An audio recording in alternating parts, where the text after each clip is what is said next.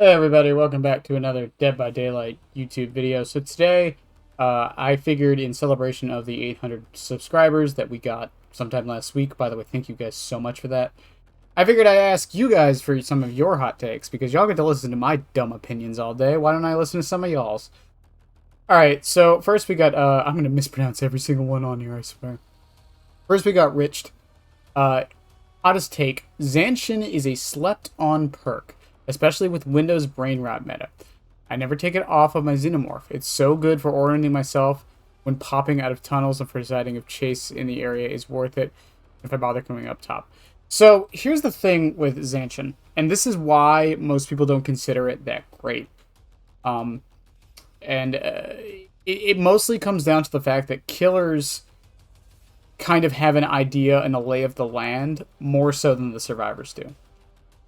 A lot of the times when you see a specific tile, you can kind of determine whether or not it's a good tile just by walking up to it.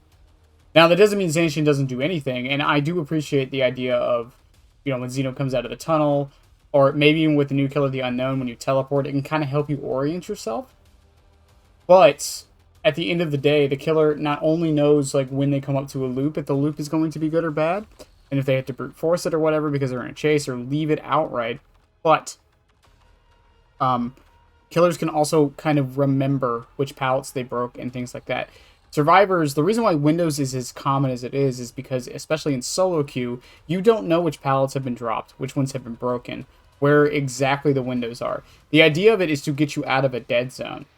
For killers, since the survivor is kind of leading you to a loop, you're corralling them to a degree, yes, but the survivor is kind of leading you to a loop. Zanshin doesn't do as much for you. It doesn't mean it's completely useless. I do agree with you on that point, that I do think some people do say it is one of the worst perks in the game, but it does do something. And if you're using it properly, you can get some use out of it. Not the most tangible use, but use nonetheless.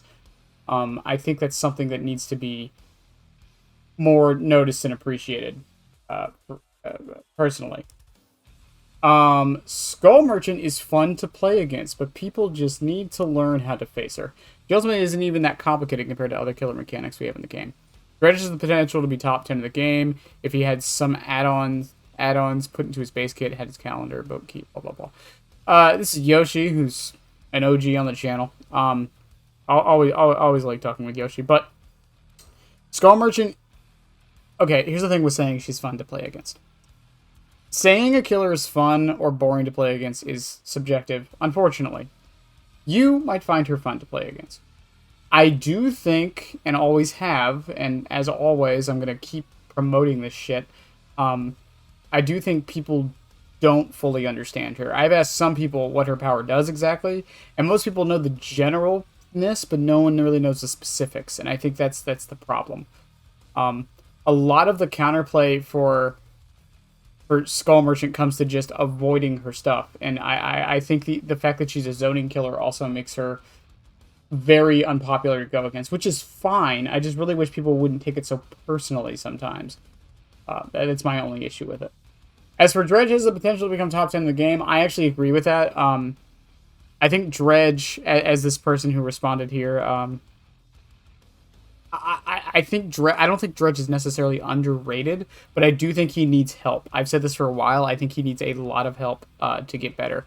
I think when Made for This was super popular for like 6 months, that was probably the worst time to play Dredge. Made for This outright completely counters the whole Remnant mechanic. The moment they see you pop it, normally they can just hold W, but with Made for This, they could do it even harder, and it made it even more difficult for you to catch up. And then locker spawns on mats make that half of his power bad. The way the double locking system works, where you always teleport to the locked one, makes him kind of frustrating to play. Nightfall is good, but not always the most useful thing in the world. And the fact that you're so loud in Nightfall, so the survivors know the audible direction you're coming from, does make it very frustrating. So yeah, I do think Dredge has the potential to become top 10 if some of his add-ons were added slightly to base kit.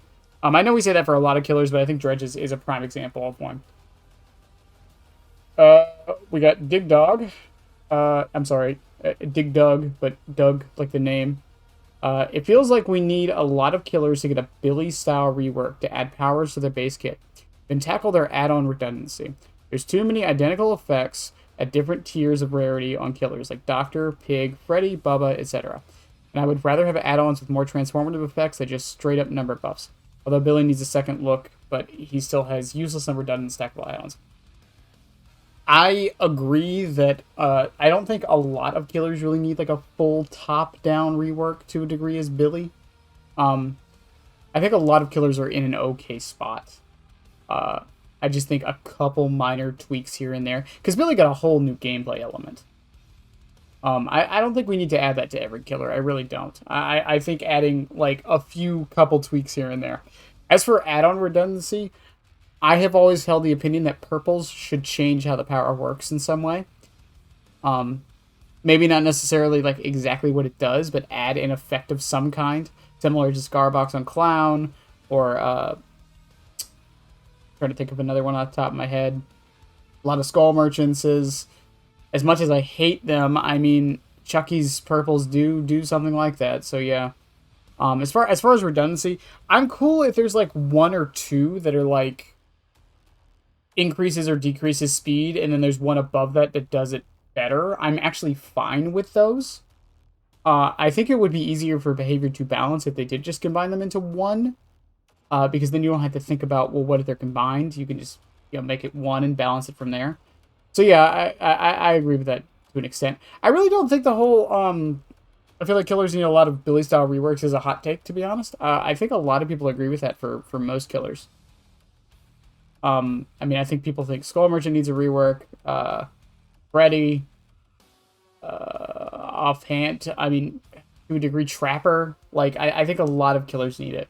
I mean, Twins is getting the major one soon. Demogorgon could probably use some changes just to help them out, other than the obvious one they did earlier that didn't do anything. But yeah. Normal guy Phil. Hello, Phil. I genuinely enjoy Knight's gameplay, but wish his summons were better. Also, Nemesis needs another power rework, or the zombie AI needs to be overhauled. Okay, so Knight, I genuinely enjoy Knight's gameplay. Here's the thing with Knight. I think I've already gone over in my bad killer design video on why I think people find him frustrating and not fun to go against. And similar to Skull Merchant, I think a lot of it does come down to not necessarily that the counterplay isn't there, but the counterplay isn't intuitive. I've said the same thing about Chucky before. It's not that the counterplay is not there, the counterplay just isn't intuitive. And I don't even want to say not fun, it's just, unless you know it already, there's really no way to know it. Because a lot of Knight's counterplay comes in the form of knowing how to manipulate the guards. And that's kind of something that, unless you watch like an hour-long YouTube video on, you're not going to know. Nemesis needs another power rework. I don't think this is really... I really don't think he does. I think his power is just fine. I think Nemesis needs an add-on pass for sure. And I don't think that's a hot take at all. I think most people can agree that Nemesis' add-ons need to be changed. And as far as the zombie AI needs an overhaul, my suggestion has always been to make it so when you tentacle somebody and infect them, the zombies start heading into that direction of the map. That's my just simple suggestion. But I really don't think he needs a full-on rework. I think his power is fine where it is and does what it needs to do. I mean, that would bring into the discussion of maybe crouch teching and things like that, but that's a whole other can of worms, unfortunately. Miserable Moon, I can't pronounce him. Here's 3. I only asked for 1, but alright. Auric cells should be given out for free, but must be a limit of 2 or 5. I actually agree. I think with this game not being free to play, and how much the licenses can cost, I think giving Auric cells, not a lot, I'm not saying the behavior needs to be out here giving us like 500 every other day, but I think we should be at a point in this game where we can get the premium currency somehow in-game. Maybe in my weekly challenge system thing I talked about a few weeks ago, maybe add that in there for Auric cells. Not too much to like make them irrelevant so that people never had to buy them. I get it, it's a business at the end of the day. But just enough to like hold us over so we can maybe get a skin or 2 here or there. Survivors complain about fair matches more than killers. Oof, that one is a hot take. All right. I don't think survivors complain more than killers. In fair matches or anything really. I think it's just a numbers game. There are 4 survivors, there is 1 killer. Statistically speaking, for every 1 killer that complains, 4 survivors are going to complain. So it just seems that way. Which is why a lot of times you'll see a lot more survivors talking about the game in a negative way than you do killers, because, once again, just the numbers are less. So yeah, I don't agree with that one. I think it's also more of a perception thing. Not just from the numbers, but a lot of... Because I can name a few killer players off the top of my head that complain about fair matches all the time. I'm not going to name them here, but I could.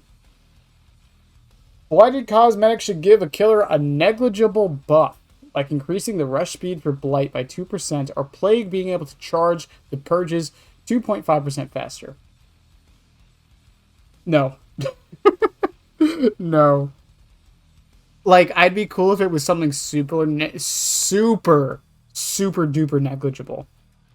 But 2% rush speed is actually not negligible. 2.5% faster on the purges, not negligible. Every second in this game counts. Something like, I don't know, you vault windows like 0.25% faster. Not 2.5, 0.25.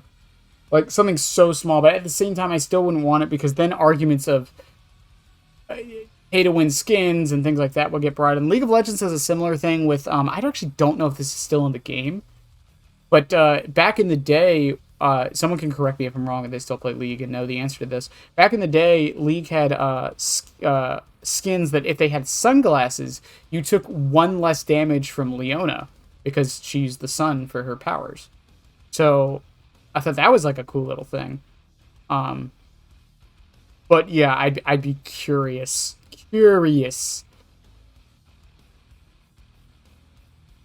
how you would add something that wouldn't just infuriate everybody.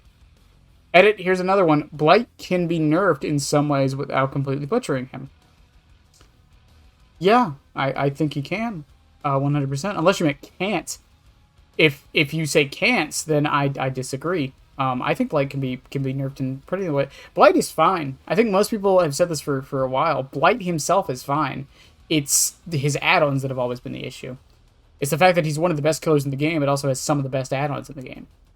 That's always been the issue. And when they reworked some of the add-ons and did the buff, the nerfs, they made some of them arguably better in the process, and that was the issue people were having with it. Don't have many, but one of these is interesting. Okay, let me read more. The game would be better if perks and items affecting game speed generally did not exist. Elements that can drastically change game speed should be tied to totems, strict activation requirements, or unusual player interactions. Actually want to shake out the meta, kill, slow down. I agree to an extent. And I actually don't think... I'm reading the other two. Of the 3 you submitted, this one I don't think is a hot take. I think a lot of people are in this camp where regression is fine if it's earned. I think people have been in that camp for a while. Same with speed. Honestly, if there's one gen speed perk on the survivor side that I have a problem with, it's honestly just prove thyself. Otherwise, I think the other ones are fine. I think hyperfocus is fine. Even when combined with stakeout, I think it's fine. I think, overzealous? I think that one's fine, because you still have to go find a totem and go out of your way to do it.